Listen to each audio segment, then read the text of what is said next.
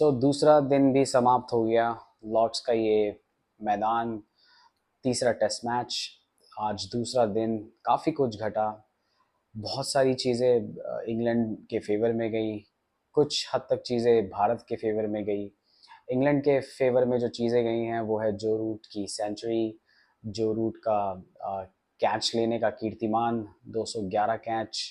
आज तक किसी फील्डर ने नहीं पकड़े। इससे पहले राहुल द्रविड़ के नाम ये रिकॉर्ड था 210। आज उन्होंने ये कीर्तिमान अपने नाम हासिल किया और काफ़ी अच्छी कैच पकड़ के ये कीर्तिमान हासिल किया। मतलब अगर कोई रिकॉर्ड तोड़े तो इस तरीके से तोड़े।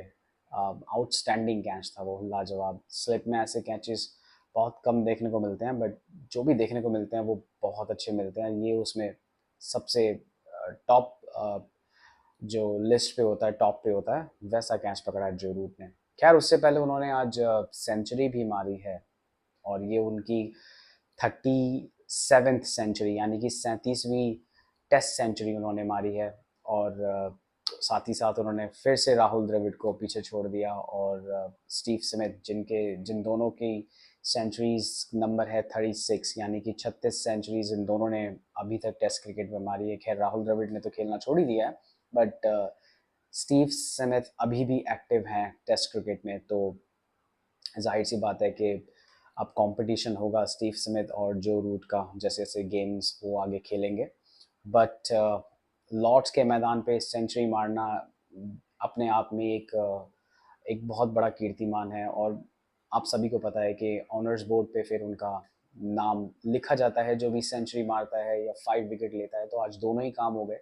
सेंचुरी जो रूट ने मारी और 5 विकेट जसप्रीत बुमराह ने लिए। बुमराह पे बाद में आएंगे।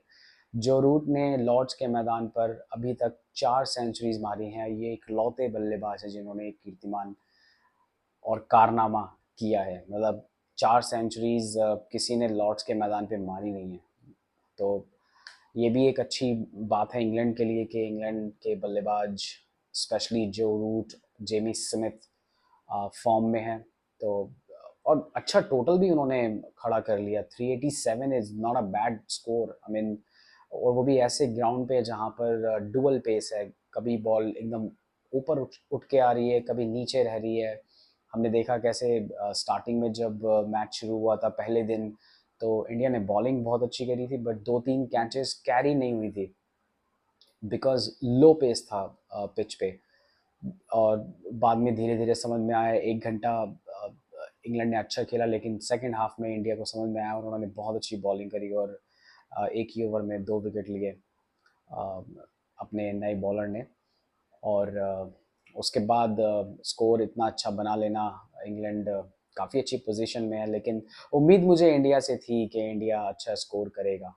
अच्छे से मेरा मतलब है कि कम से कम 200 के आसपास स्कोर होना चाहिए था डे एंड तक। सेकंड, दूसरे दिन के एंड तक 200 स्कोर होना चाहिए था इंडिया का, क्योंकि जितनी स्लो ये मैच जा रहा है, ऐसा लग रहा है कि दोनों टीमें बहुत ही स्लो खेल रहे हैं। जो जो बेसबॉल खेलते हैं वो भी मेरे ख्याल से 3 के रन रेट से उन्होंने स्कोर किया अपनी फर्स्ट इनिंग में, और इंडिया भी उसी पेस पे चल रहा है। इंडिया को थोड़ा पेस बढ़ाना पड़ेगा और अच्छा स्कोर करना पड़ेगा। एटलीस्ट उनसे 50-100 रन तो आगे करने ही पड़ेंगे अगर इस मैच में अपनी अपनी पकड़ को मजबूत करना है तो।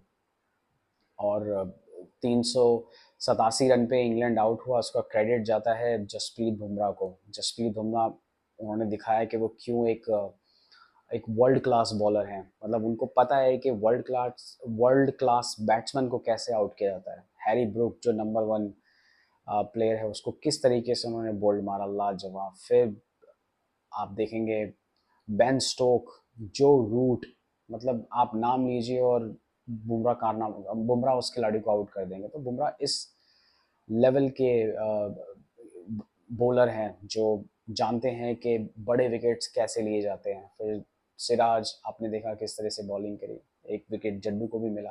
तो क्रेडिट जाता है जसप्रीत बुमराह को, जिन्होंने रोका, मैं कहूँगा, इंग्लैंड को 450-500 रन का बड़ा टोटल खड़ा करने से। अब बैटिंग में आपको पता ही है, जसवाल तो, मुझे टेस्ट मैच कम, वो T20 ज़्यादा खेलते हैं। मुझे ऐसा लगता है कि उनका उनका हर दूसरी तीसरी बॉल पे बाउंड्री लगाना उनका शौक है या उनके लिए अनिवार्य है। टेस्ट क्रिकेट में ऐसा नहीं होना चाहिए, लेकिन ठीक है, अभी मैं कहता हूँ कि जिस तरीके से वो खेलते हैं, सेंचुरीज भी आ रही हैं, स्कोर भी अच्छे हो रहे हैं, बट एक आधा इनिंग चल जाती है जिसपे जायसवाल रन नहीं बना पाते हैं। तो वो आज एक इनिंग थी, 12 रन, 3 चौके मार के, 13 रन, 3 चौके मार के और एक सिंगल और स्लिप में कैच दे दिया, चलता है। बट फिर केएल राहुल ने थोड़ा रुक के खेला, उन्होंने दिखाया कि उनको कोई अर्जेंसी नहीं है विकेट देने की या रन बनाने की, आराम से उन्होंने तसल्ली से बैटिंग करी। हाँ, करुण नायर के पास बहुत अच्छा मौका था। करुण नायर आप सभी जानते हैं कि 303, उसके बाद तक अभी तक उन्होंने 50 नहीं बनाई है जब से उनका कमबैक हुआ है, तो उनका हाईएस्ट ही 303 है, और उसके बाद जो सेकंड हाईएस्ट है मेरे ख्याल से आज की इनिंग है। और उनको भी एक अच्छा स्टार्ट मिल गया था, और स्टार्ट मिलना इसका मतलब ये है कि आपने पिच पे थोड़ा टाइम बिताया है और आपको पता है कि बॉल किधर आ रही है किधर जा रही है, तो आपको विकेट थ्रो नहीं करना चाहिए था। बट वो बॉल भी बहुत अच्छी थी और कैच तो आउटस्टैंडिंग थी, तो उसमें मैं करुण नायर को दोष नहीं दूंगा। बट हाँ, वो अपनी इनिंग को और आगे बढ़ा सकते थे अगर वो उस बॉल को नहीं खेलते, क्योंकि उससे पहले भी उन्होंने 2-3 कवर ड्राइव, एक कवर ड्राइव और एक स्ट्रेट ड्राइव बहुत अच्छा खेला था। तो उनको लग रहा था कि बॉल बल्ले पे बहुत अच्छा आ रहा है, तो जो भी मेरी जोन में आएगा मैं उसको मारूंगा। शायद वहीं एक गलती वो कर बैठे और कैच दे बैठे। बट उसके बाद फिर शुभमन गिल सेंचुरियन दोनों इनिंग में पिछले मैच की, और उसके बाद एकदम से इंग्लैंड ने प्लान बनाया कि शुभमन गिल को कैसे रोका जाए, और शुभमन गिल का प्लान यही था कि उनको फोर्थ स्टंप चैनल में बॉल करी जाए, उनका पैर आगे ना निकलने दिया जाए और उनको वहीं पर ब्लॉक करके रखा जाए, और आज ठीक वैसे ही किया। एक फैंटेज लेते हुए वो बॉल विकेट कीपर के पास गई और क्रिस वोक्स ने उनको आउट कर दिया। वो होता ही है जब आप एक बड़ा स्कोर कर कर आ रहे हो, दो दो सेंचुरीज एक ही मैच में मार के आ रहे हो, सबसे ज़्यादा रन एक मैच में बनाने वाले आप इंडिविजुअल प्लेयर बन गए हो, तो लाजमी है कि आपका अगला मैच थोड़ा उससे फीका ही जाएगा। बट ये थोड़ा ज़्यादा ही फीका था एनीवे। लेकिन अभी 145 हो चुके हैं, 3 डाउन, और कल इंडिया को एक ही चीज़ करनी है कि जितना लंबा हो सके इस पार्टनरशिप को स्ट्रेच करे। अभी पीछे मेरे ख्याल से जड्डू हैं जो मेरे ख्याल से छठे या सातवें विकेट के लिए आएंगे, और उम्मीद है कि वो कम से कम 50 से 100 रन के बीच की पार्टनरशिप तो करेंगे। तो इंडिया को अगर अपनी पोजीशन को स्ट्रॉन्ग करना है तो उनको एटलीस्ट 450 to 500 रन बनाना होगा, और अगर नहीं बनता है तो ये मैच वाकई काफ़ी कॉम्पिटिटिव होगा, और हो सकता है कि 4 साढ़े 4 दिन में रिजल्ट निकल कर भी आ जाए। लॉर्ड्स का ग्राउंड है, यू नेवर नो।